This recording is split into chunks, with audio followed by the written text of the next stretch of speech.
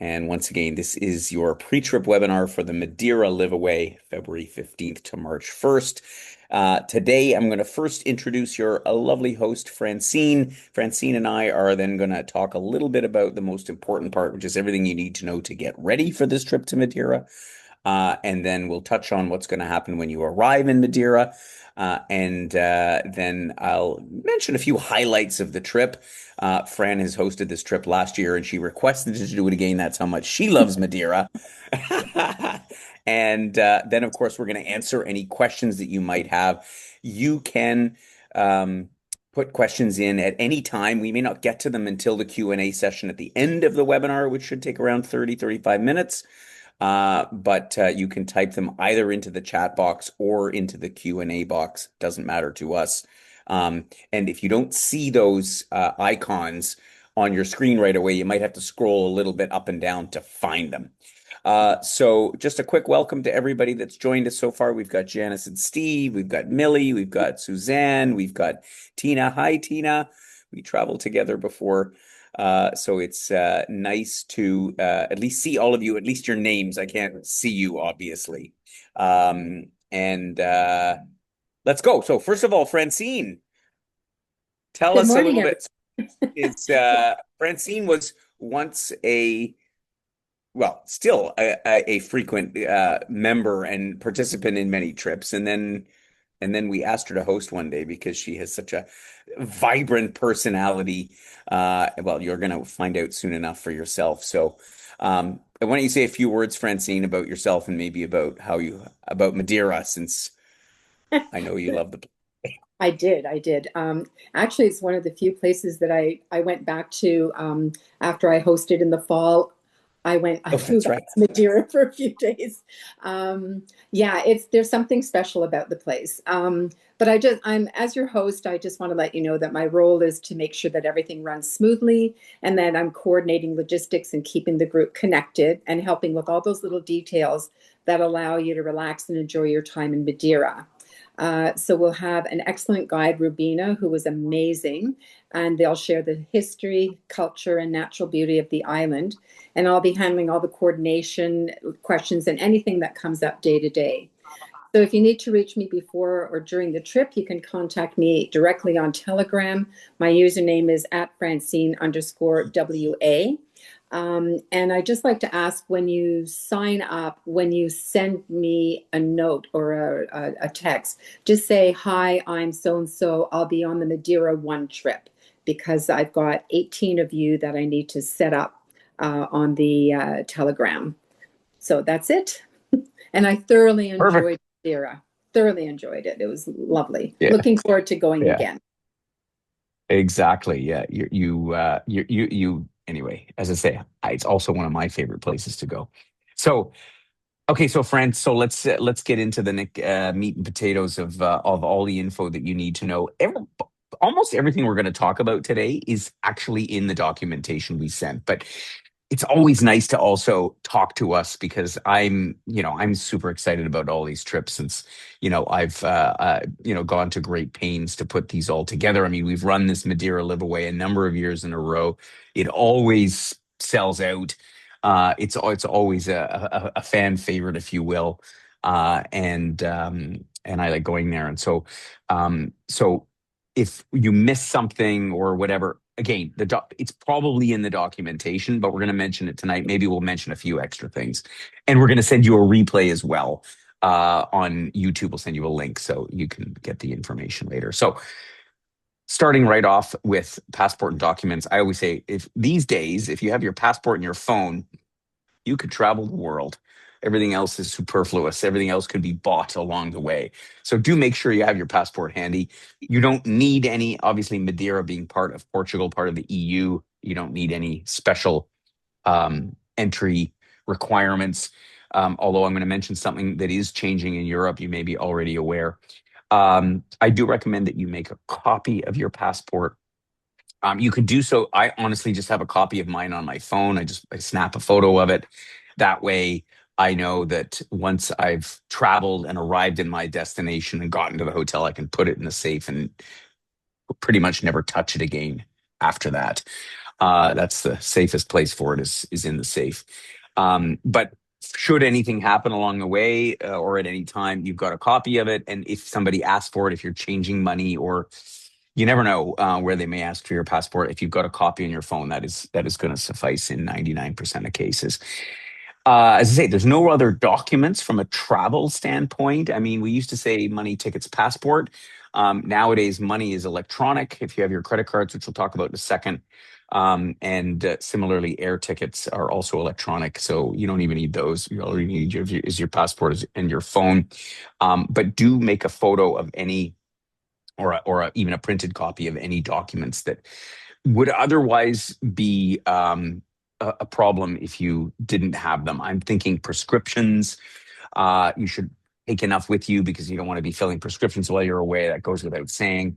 But even passwords to your Gmail account or to your email account.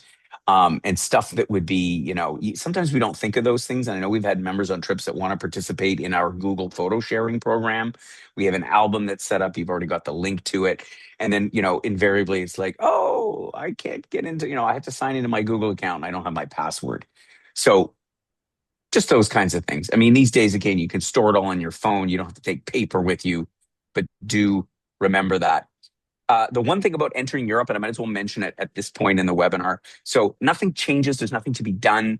They've been talking about putting an electronic travel authorization into place for years. It's still another year away.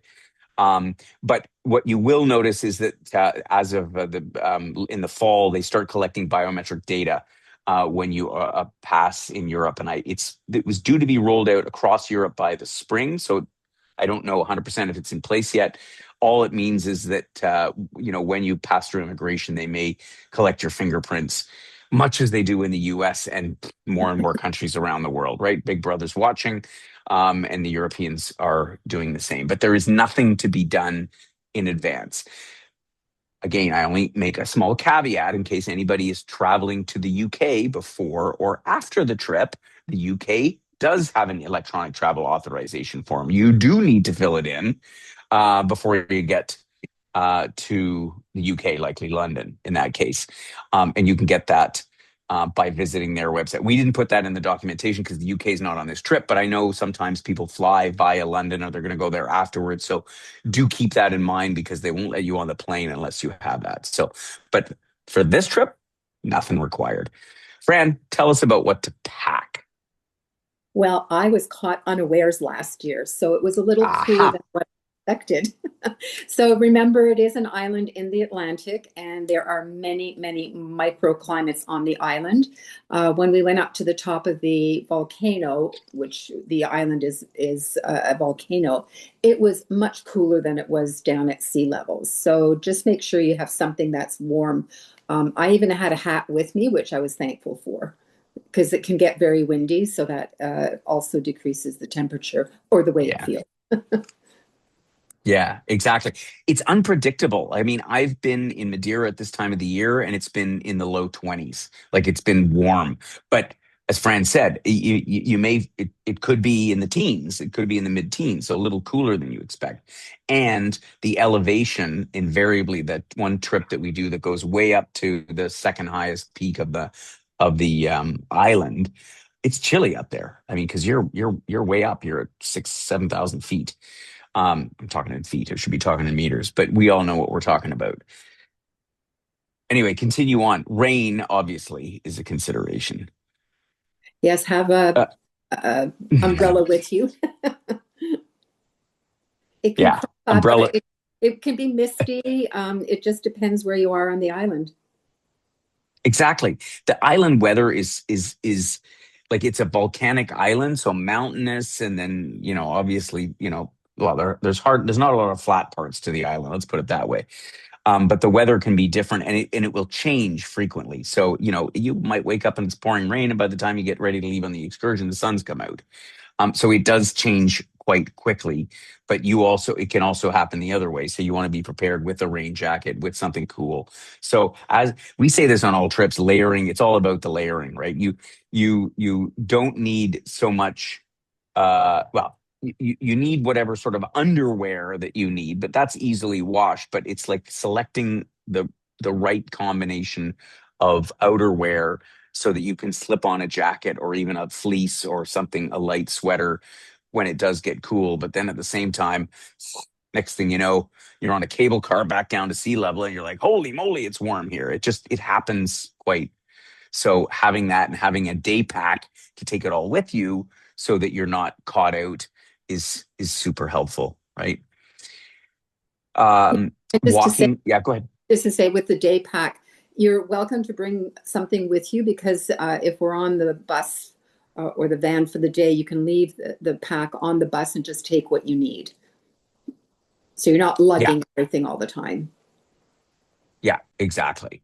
Um, exactly. You can leave it on because we have the vehicles are obviously dedicated to us for the entire time. Um, this is a walking island. There's some excursions. Madeira is famous for its levadas. You may have heard the term either in a webinar, like the recorded webinar that I did, that you may have seen when you decided to join us on this trip. These walkways that follow the irrigation channels out of the mountains. So there's tons of hiking, but it's easy hiking. That's the beauty of Madeira. It's all these wonderful things. So you're going to want to walk and therefore have comfortable walking shoes. I think the main thing is, Fran, you don't need anything fancy, right? I mean, did you No, wear any? No, no. there's no. There's the one restaurant, Chris's Place, that we have in the program. It's one of my favorites, and it's a little more elegant, and people do dress up a little bit.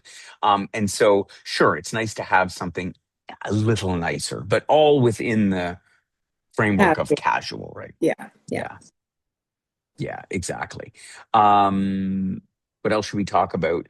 Obviously, they're on European electricity there, so don't forget an adapter. Um, you can get them there, but it's the last thing you want to be searching for there. So if you've got one, a universal adapter, of course, they use the same two-pronged round pins like everywhere else in Europe. And so if you have one of those, then you're good to go. It is 220 volts, which means most devices, like certainly your phones and all that stuff, anything electronic that is recent, like in the last 10 years or even more, takes dual voltage. So you don't need a voltage converter, but the adapter is important. If you have something, let's call it out of the ordinary. If you're somebody that wants to take a hair dryer, they have hair dryers in the hotel, you don't need to take one, or a hair straightener, or something with a heating element, or maybe I've heard about hearing aid chargers that work only on 110 volts at home. If you're not sure about an electronic device that you're taking with you, double check the label or Google it or ask somebody. But yeah, just be mindful of that because you don't want to plug in a device like that into a 220-volt outlet or you'll have a small fireworks display. But yeah, it's there's not many items that are not dual voltage these days. I think we've covered pretty much everything. On the, I am planning to send water bottles to Madeira for everybody. I've got some Wheel and Anchor water bottles left over. So it is my intention to send those over to you, and they should arrive in time, so that you have a little thing because our water bottles are both they keep things hot or cold, like they're thermal lined or whatever. So um, yeah, I've got to get that in order to get that shipped over. So you'll know you'll have a water bottle waiting for you. I think that's it on packing. So if you have questions, obviously stick them in the chat box. Fran, do you want to talk a little bit about the money and how to go about Yeah, paying for things? the local currency is the euro, and the credit cards are widely accepted. And there's ATMs available just to make sure that it's associated with a bank and not separate in like a convenience store because the charges for withdrawal are much higher than at a bank. And to keep some small cash handy, sometimes you need to pay a euro to go to the washroom. I've been using the Wise card as per recommended by Wheel and Anchor, and I absolutely love it. You can go into so many different currencies, and if you're traveling between countries, you can just move that money forward into the next currency. The rate of exchange is much better than at a bank, and I never change any money before I go. And of course, I always have some loose change from my previous trips for when I arrive. Yeah, so it's pretty easy. Everything's available there, and it's just as I said, the Yeah. is just don't get caught out between ATMs and bank machines. Bank machines have a much better rate, and I think the last time I was there, I wasn't charged on the Wise card for any withdrawal. The Wise card gives you, that's the other one of the benefits is it gives you free withdrawals up to 300 Canadian dollars per month, I think it is. Mm, and you don't need a ton of cash. Honestly, if you took out 200 euros, which is a little bit more than 300 bucks, you yeah, that's probably all the cash you need because again, it's like Europe is like at home. It's a credit card based society. Everything's done by tapping or swiping or whatever it Yeah, happens to be. and a lot. So I think that's yeah. I was just going to say that a lot of things that we'll be doing will already be prepaid, so you're not having to bring cash out for much. That's exactly it. And if you need to pay for something, you can use a credit card most of the time. And so, hence, I know some of us get in the habit. Some of our members of going to the bank and trying to get euros beforehand. Honestly, I have not bothered with that, particularly in Canada. We are not great with foreign currencies, with all due respect to our banks. You got to order in advance and the exchange rate is terrible and all the rest of it. Honestly, when you arrive at the airport in Madeira, or if you're connecting in Lisbon or wherever you're connecting through, just go and grab some euros there at an ATM. It's just far easier and yeah, just a better way to go. Um, cool. And as Fran said, you prepaid for all the tips, right? They're built into the price that you've already paid. So Fran will take care of tipping the guide and the driver and restaurants and pretty much everything along the way, right, Fran? Yes, exactly. That's why I'm there.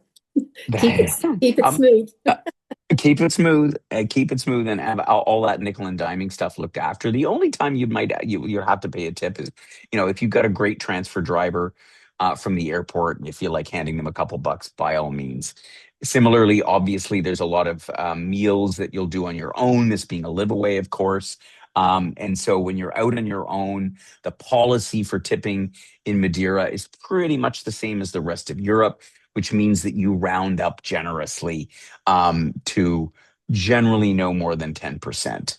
That would be, if you're in a great restaurant and you get great service and you give them a 10% tip, everybody is happy. And if it's in a coffee shop or something like that, a tip isn't really even expected, but you round up to the nearest euro and everybody's happy. So, that's sort of the general rule of Yeah. thumb. Can I just add to that Yeah. they don't add on when you get your bill and when you do the credit card payment, they don't Mm. add a tip onto it. So have cash on hand for that.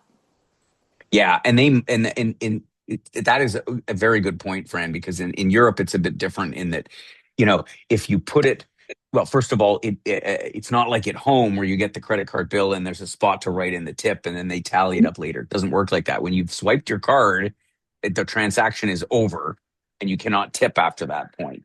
So if you do want to put a tip on your card at a restaurant, you get the bill, it's 36.75. You say make it, you've got to at that point say please make it 40 and they will charge your card. However, servers in Europe generally prefer to get a couple euros in even if it's just a few coins in cash because that money, unlike in Canada where our tipping hold system is completely different, in Europe they may not see that money, so they don't love to do it that way. So that's a super good tip, actually, Fran. Um, you want to jump into mobile communications, SIM cards, and all the rest of that stuff? Yes, and we'll be getting SIM cards, and I have a little device that will help you change it. And that's it. You just change the card and you're good to go. Exactly. So we provide SIM cards on our live away programs only. But we provide physical SIM cards. That's the little plastic chip like you see here. A lot of phones now take eSIMs, but as far as I know, they all still take physical SIMs. I'm not sure the new Apple phones if they still take. But we are at this point only equipped to provide physical SIM cards, just because of the how the arrangements work. So if you are somebody that doesn't want a physical SIM card, well, again, you're entitled to one because that's what we include in the program.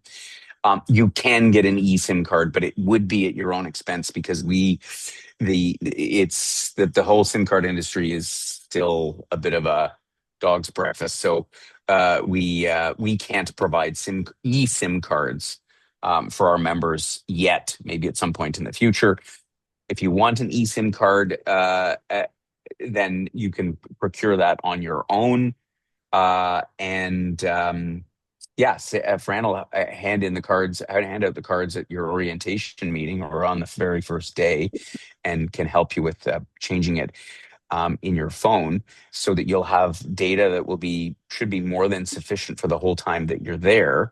And then you can use your phone all the time, which is so great for using Telegram, which we'll talk about in a second, but also Google Maps, also translating.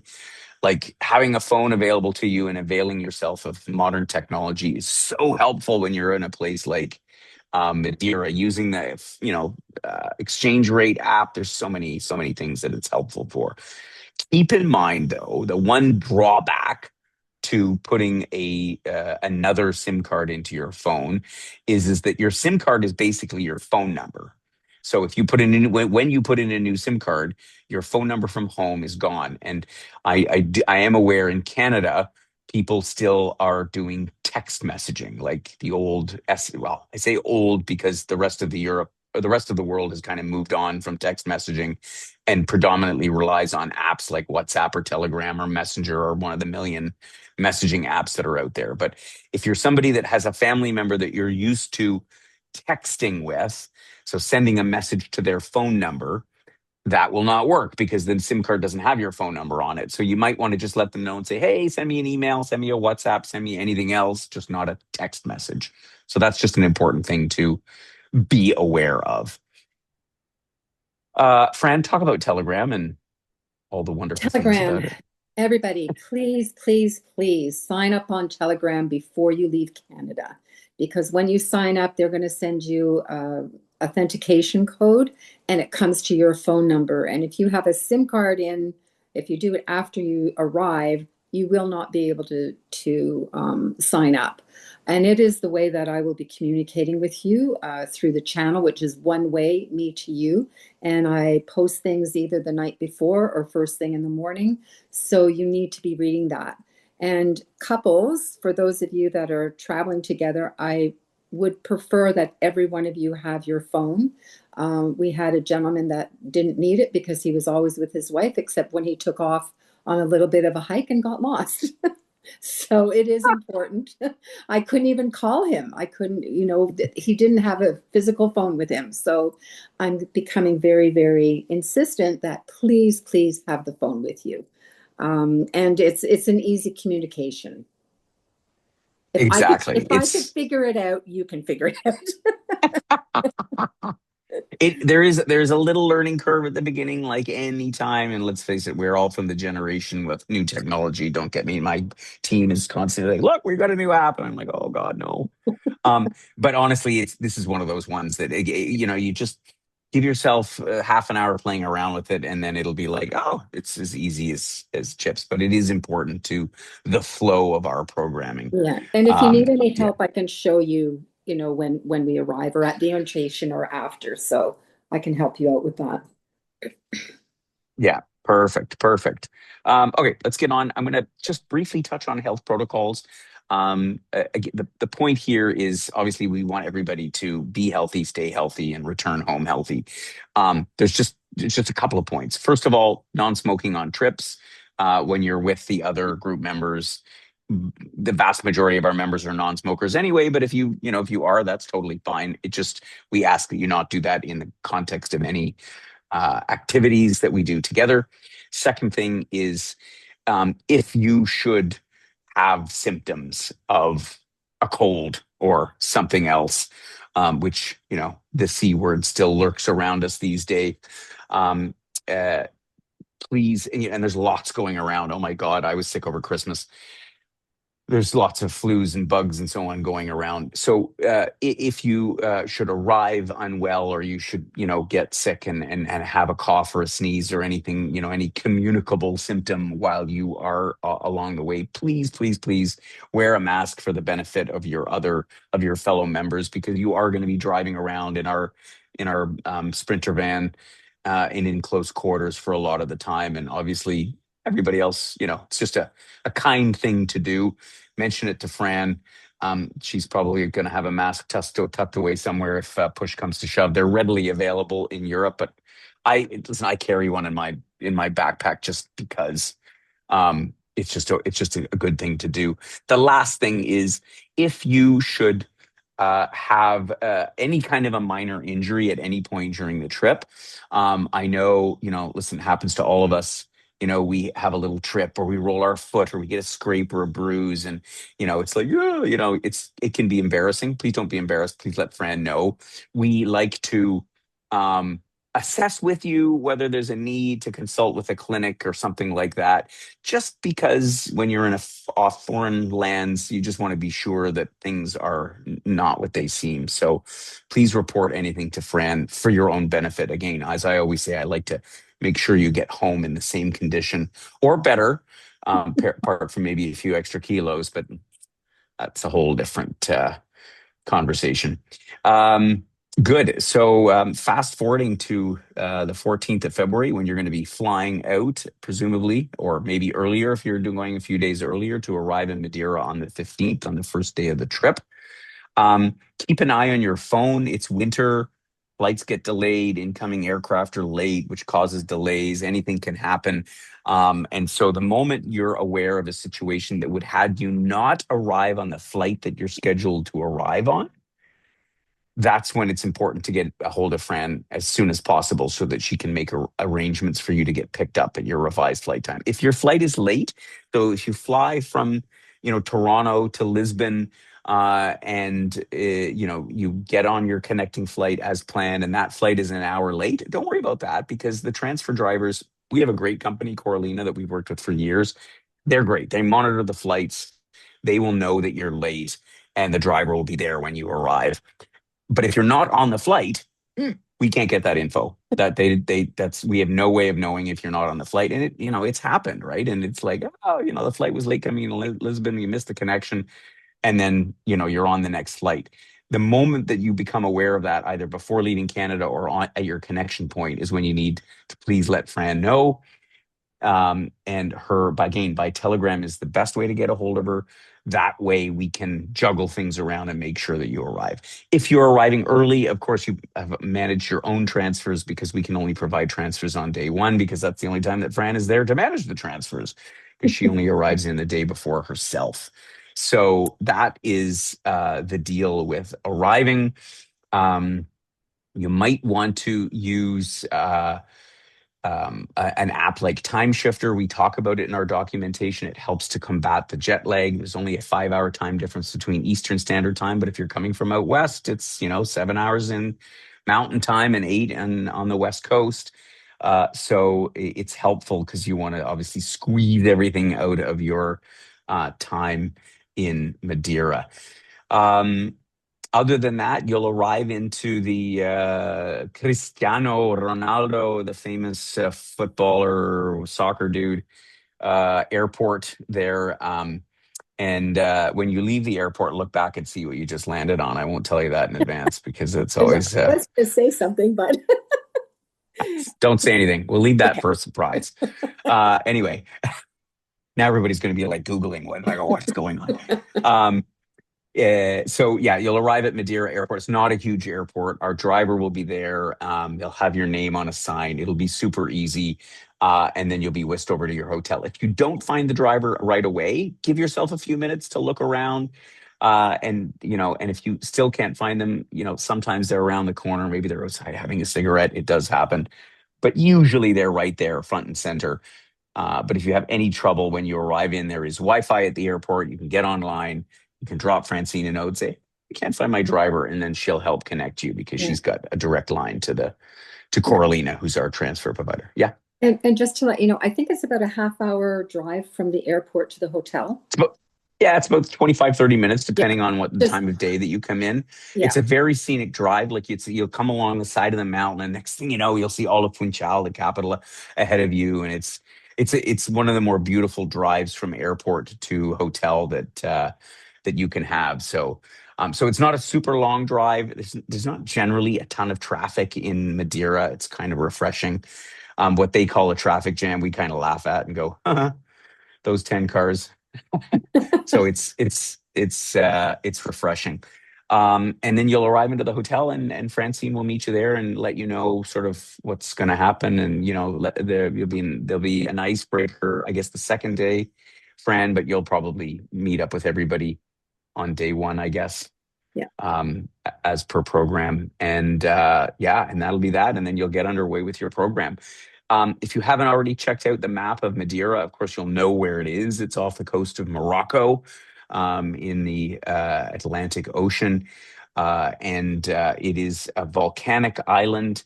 Um, as you can see here, so all mountains all in the middle. The scenery is magical at every location. You're staying here in the capital. You're staying actually just, excuse me, to the west of Funchal in an area called Lido. You can walk into downtown. It's a good half hour, 40-minute walk into the downtown from your hotel. But there's also a regular bus service that goes into downtown. And Fran will tell you, and Rubina, who's our local guide, has been since we started running this program. They'll tell you all about it when you get there. It's very easy to navigate. And you're going to be visiting, most of the main points on the island.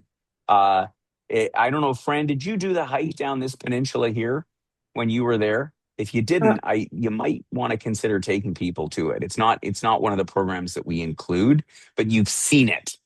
This oldest part of the island down here. oh, I've taken with the a overlook, the overlook. this is where the well, no, the overlook is Cabo Girao. The sea cliffs are over here. No, no, no. Anyway, when you Yeah. yeah. Okay. Anyway, there's a lovely, as I was saying at the outset, and there are, if you're somebody that loves beautiful walks in nature, there's hardly a better place than Madeira. It's really amazing, and the most of the walks are very easy. So ask Rubina, ask Francine. There's tons to do. This is a perfect picture of a levada. So you can see the irrigation canal. It goes, it comes all the way to the mountain. Some of them are like up to 100 kilometers long, and there's a path always that goes beside it. And so it's nice and gentle, and it's so scenic. This is Funchal. This is, in fact, basically the view that you'll get coming in from the airport, looking down at the city. This is the harbor down here, and back here is the Lido area, which is where hotels and condos and all the rest of this kind of stuff are. Um, we've got you'll get obviously an orientation of the Lido area, which is immediately around your hotel. There's more restaurants than you could possibly eat at in the 2 weeks that you're there, and bars and cafes, and a lovely promenade. You can walk all the way down to basically the next town over. There's just so much that you can do on foot, and one of the tours out will be the West Tour, that takes you up and over the mountain to Puerto Moniz, which has the sea baths. Was anybody able to go into the sea baths last year, Fran, when you went? It No, was too no, rough. no. It was way too rough, but it was beautiful Yeah, seeing the waves crashing in. Actually, it's amazing. See, the second yeah. time I went, they were closed because the water was so rough. Yeah. So it's hit and miss. You never know how the seas are going to be. It could even be a beautiful, nice day, but if the seas are rough, but I have swam in those with members of Wheel and Anchor on a previous liveaway, and so you can swim in the Atlantic Ocean at this time of the year. It's not warm, so you have to like a little bit of cool water. It's typically around 17 degrees at this time of the year, 16, 17 degrees.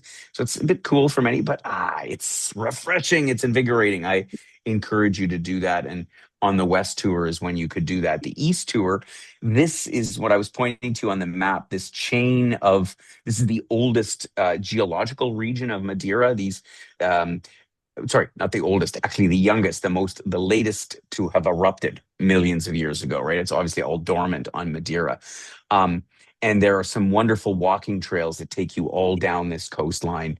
Um, if that's something you wanted to do on the East Tour, you also visit the rum factories. You get to taste a little bit of Madeira rum. And the East Tour is where you also go up over Pico de Arreiro, which is the second highest. Sorry, the Pico de Arreiro is the highest mountain of Madeira. This, whatever the name of the second highest one is, you go up and over, and it's windy roads, which reminds me of one other thing. If you are somebody that suffers from motion sickness, there's windy roads. So keep that in mind, because if you're in the back of it's a very comfortable Mercedes Sprinter that we use. But if you are somebody that in the back can get motion sick, whatever it is that you would take for that, gravel, or there's various different things, do pack that as well. Because there's And also yeah, yeah, I'm going to go say, ahead. and let me know because I can save the front seat for you. Mhm. Exactly. So that's important to know. There is our optional flavors of Madeira food and wine tasting. There's various ways to sample the wines of Madeira, and we think about Madeira wine as that port or sherry-like fortified wine, but they actually produce regular table wines as well, and they're really good. And they're not on the shelves in the liquor stores at home, and it's a shame because they have some lovely wines there, and there's some interesting foods. Maybe the most interesting of which is the fish, which just escaped my mind. What's the fish The called again? The scabbard, scabbard. scabbard. The scabbard fish. I The had ugliest thing you've ever. all the time, all the time. It was so, so good. And this It's so vineyard tasty. yeah, this vineyard is amazing. The, It's the, amazing. yeah, I brought a bottle back. I still have it. I'll have to come over to your house and drink it with you. Yes. Um, and as I mentioned, the Lavada walks. And so, I've described it, I think, enough times now. That's what I recommend doing on your free time. And again, Rubina can point you in the right direction. There's also tours that you can take to Lavadas that are, further afield. So you can join a tour very reasonably. That with a guide to go on some of these walks, so you don't have to completely go off on your own. It's never a good idea to hike completely on your own in a place that you're unfamiliar with, but they're generally very easy. Um, and as I say, it is one of the highlights of Madeira. And then the North Tour of the island, which again, the North is the less populated side of the island. It's cooler. It's the coastline is magnificent, and the tunnels. Oh my God, it's amazing. It's quite an amazing spot. And there's also the opportunity to do dolphin watching. They have dolphins and whales pretty much all seasons of the year because it's in the migratory path. So, if it's something that's appealing, get out there on the water. There's all kinds of tours that run, and again, subject to sea conditions, right? It can be rough on the oceans. But I want to mention as well, before I talk about Porto Santo, is that, there are some beaches, sea pools relatively close to the hotel that you can go down to, so that it's seawater that comes in, but it's in a protected sort of a thing. So you can still have the experience of like swimming in the sea without being in the sea. Because there is a black sand beach just down the promenade from the hotel. That's where I like to swim. But I remember the last time that I was in Madeira, the swell was a little rough for swimming in directly in the sea. So you just never know. It can go up and down. For those joining the post trip at the end, you're going to go off to Porto Santo. So and this is a little island that nobody's ever heard of before. This is part of Madeira. It's about a how long is the boat? Have you been to Porto Santo, last time, Fran? No, the Didn't go ferry last was year. working. The ferry, there was no That's ferry service. There was no ferry. They were It was under repair last year. I remember that. So it's about an hour and a half ferry ride. It's a very comfortable ferry, by the way. It's quite modern ship. It looks like a mini cruise ship that goes over to Porto Santo, leaves in the morning, comes back in the afternoon. There's not a ton on the island. There's a golf course on the island. We give you a little tour. We have a lovely tour guide that does Porto Santo for us. And there is a big, long white sand beach. Most of the beaches in Madeira are black sand.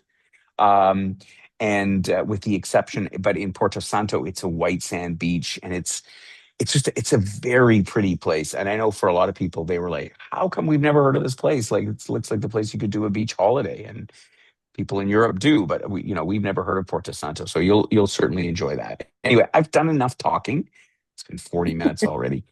Okay. But I just you can see how excited I am about the trip. Yeah, go ahead, Fran. Okay, so I just wanted to let you know, I noticed that there's several of you arriving on February the 14th, and I will post some recommended restaurants for you if you want to try that are close to the hotel that everybody found. I mean, everything is great there, but these are close by so that you know several people Yeah, have been there before. And I noticed somebody was asking me about laundry. Yes, the hotel does it, but there's a mall directly across from the hotel, and it's up one yeah. floor. They have one that's self-serve, or you can have somebody do your laundry. So yes, that's there. That's available. And they're great. I I use think them. a load of laundry was exactly, I used them as well. I think a load of laundry was like 15 euros, but it was But like basically but a whole load. yeah, they did everything. They did everything. It was Yeah. like, honestly, just, spend the $20 and, it's just, and it means you just have to carry less stuff, right? You can carry a week's worth of stuff and be good for 2 weeks, and then just have a lot less stuff. So that's the way to go. Fran will point you in the right direction. There's a question here: when will Fran be set up on Telegram? Fran is already set up on Telegram. And Fran, would you type into the chat box to everyone just to gain your username? And that way, yeah, if you haven't already reached out to Fran, then the best way is, again, you just go into the message box, you type in her handle, which she's going to put in the chat box right now, and uh, then yeah, then that way you guys can get in touch right away. Suzanne asked about if walking poles would be useful. They would be useful. I am one of those people that carries. I take my walking poles everywhere. Because quite honestly, when you get to our age, I mean, that means over 40, uh, you walking poles are, it's actually very healthy. So I carry two walking poles. I have ones that are sort of collapsible, obviously because you can't take them on the plane. And uh, are they essential? No, because the pads are fairly flat. Like they have, the incline is very gentle, but at the same time, yeah. Personally, I would say, yeah, bring walking poles, but it's up to you. It's not essential. And you could, I think you could rent them there, Fran, if I'm not mistaken, if you really were. Yeah, I don't know, but I can always ask Rubina. So We can always ask Rubina if you're not sure, and if you don't have any, if you don't want to lug them along, drop Fran a note. She can drop a note to Rubina. We can set it up. So not essential, but yeah, um, personally, I'm a fan. yeah, I went on a couple of walks and I am not usually a hiker and I had no problem on the ones that we were on. But they did Yeah. have different gradings for some of the Lavadosh walks. So yeah, so if you are a hiker and you do a lot, you may use them. You may probably need them because I know one of them it was really steep and it was raining. So it was a little treacherous. Well, there you go. And yeah, exactly. And if you are a hiker, there are ones of, as Fran said, there are ones that are more challenging, and they'll be noted as such. And there's ones where that's quite a steep drop. So if you're afraid of heights, but the information is quite readily available either online, and there's guides you can get. Like little booklets and stuff like that sort of talks about all those kinds of things. So um, yeah. All right, good. I don't see any other questions. If you do have other questions, of course, we are not going anywhere. You can send a message anytime. Either you can drop a note to Fran if it's kind of a question like walking poles or this or that or something very local oriented, because Fran knows the destination and will most likely be able to answer your question. Or drop a note to Melody. She is our after sales support person who will assist with any questions, also logistical question regarding flights or anything like that. You may have already spoken to Melody if you booked your flights with her, but she's the go-to person on our team. Her email is there, her phone number is there. Reach out to her if necessary. And otherwise, I got nothing else to say. Fran, anything else from you? Yes, just if you're once you sign up for Telegram and you send me a message, just say your name and that you're going to be on the Madeira one trip, which will be very helpful for me. Madeira one, yeah, because we have two Madeira trips Yeah, coming back to back. So that's a little bit helpful for a friend to for logistics say and for logistics. organization. Yeah. We like logistics and organization. You don't have to worry about logistics and organization. What about Carnival? Carnival may be happening around the time that you're there. Fran, do you? I believe so. And what we did the last, Yes. it will have to depend on the date and what we've got planned. What we did last time was we went for an early dinner and we just walked down to the route. Some people did get tickets through the hotel and they went earlier and they stayed like they actually had a place to sit in like sort of bleachers. And it's a long, well, it depends on how many clubs or whatever sign up. So last year there was more than the year before, apparently. So where we were at the restaurant, we just walked down, and transportation is closed in the area, so you'd have to get there before everything started. So I haven't Yeah. looked at the itinerary closely yet to see where we are and when Where it the falls. carnival is. Yeah. If it's something that you're Yeah, particularly interested in, I would just Google Carnival yeah, Funchal Madeira and you'll get some information. yeah. You'll And get as the Fran date. said, if you, yeah, get the dates. And if it's something that you can likely get tickets just from the hotel. But yeah, it's the kind of thing. There's lots of goings on in Madeira this time of the year because this is the time of the year that, a lot of retirees from Europe and, other parts come down. So there's lots of events. Fran, you'll usually keep Oh, track of what there concerts are going on. there is a huge live music on the Yeah. island. I think I went to six concerts when I was there, and it was 20 euros for an hour concert, including a drink. So it was really good. Yeah. Yeah. So Fran will have all the info on that. So she's the go-to for that. So we'll make sure that you have a great time. And you'll yeah, I look forward to your feedback. So we're going to wrap it up here. Thanks everybody, and have a blast in Madeira. I wish I was there with you, and I look forward to hearing your feedback. Okay, see you soon, everyone. All right, take care. Bye bye. Bye.